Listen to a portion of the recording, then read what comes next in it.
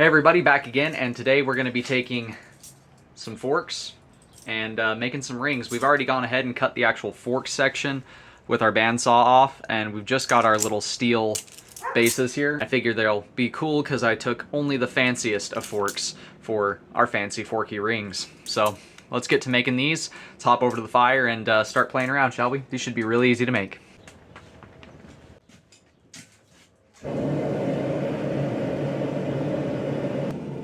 So wrapping rings is something that can be done a bunch of different ways. You can use hammer and tongs, you can use a combination of your channel locks, but the easiest way I found is actually the last method that I show in this video. The point of this video was more so just to show you guys the different methods that you can use to make rings, and for me to tell you the reason why the last one is, at least to me, the most efficient and the easiest to do. So if I'm using my hammer and tongs to wrap these, it usually takes me about 2 to 3 heats. If I'm using my tongs and my channel locks, then it usually takes me between 2 to 3 heats. However, if I just wrap the tail with my hammer, and then I use my channel locks to hold it in place while I do the rotation and the wrapping, it only takes me about 1 heat to make each ring. So it's really a much faster way to do it than fiddly fussing with it and fighting with it to try and get it all perfect.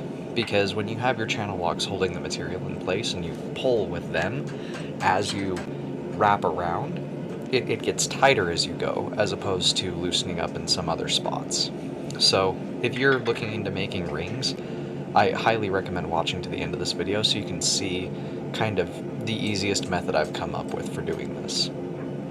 The whole reason I'm making this video revolves around ring making, because as a blacksmith slash bladesmith, I've always loved making rings and jewelry, but I've always found it frustrating to get the rings wrapped easily and efficiently. And this video is kind of me wanting to experiment with that and figure out exactly what the most efficient method for me to do this would be. Because usually it takes me way too many heats to do this, and now that I've figured out this method, it's only taking me 1 heat per ring, and I was actually so excited when I figured this out that I had to show you guys. I actually record a lot more footage than what you guys actually see on this channel. I make a lot of stuff, and I don't record all of it, just because some of it's just experimentation. I don't exactly know what I'm making and what I want to end up with, and just kind of playing around with concepts, trying to improve as a smith overall, so that way when I do make these videos I can deliver the best quality content I'm capable of.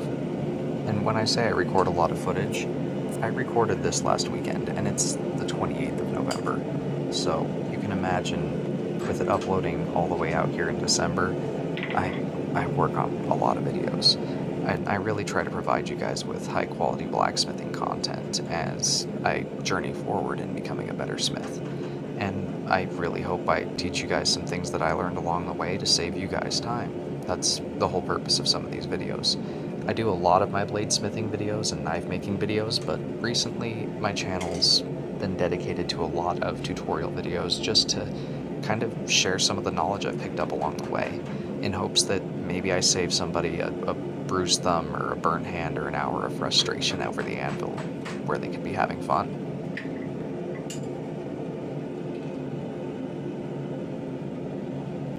So this is the most efficient method I've been able to come up with. Like I said before, you wrap the tail, then you come over with your channel locks and grab a hold of it. And then you just use your channel locks and your tongs to kind of rotate it together and squeeze it and coil it around your mandrel.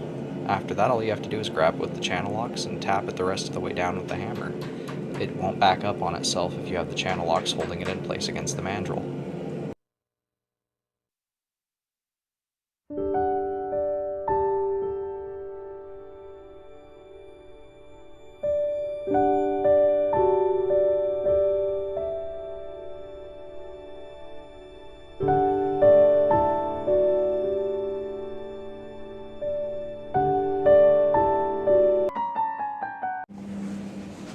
So that is the simplest way that I've been able to find to make rings. If you know a more efficient way, link that video in the description and I'll go check it out, because I like making rings, especially out of forked spoons, all that kind of stuff, because they look cool. If you guys know a more efficient way than what I did at the end there, let me know. If you guys learned something new, don't forget to hit the like button, hit subscribe, all that jazz, and don't forget to hit the notification bell so you don't miss out on future videos. Until next time, God bless, stay sharp out there, and don't forget to check out the Etsy store if you're looking for a custom ring.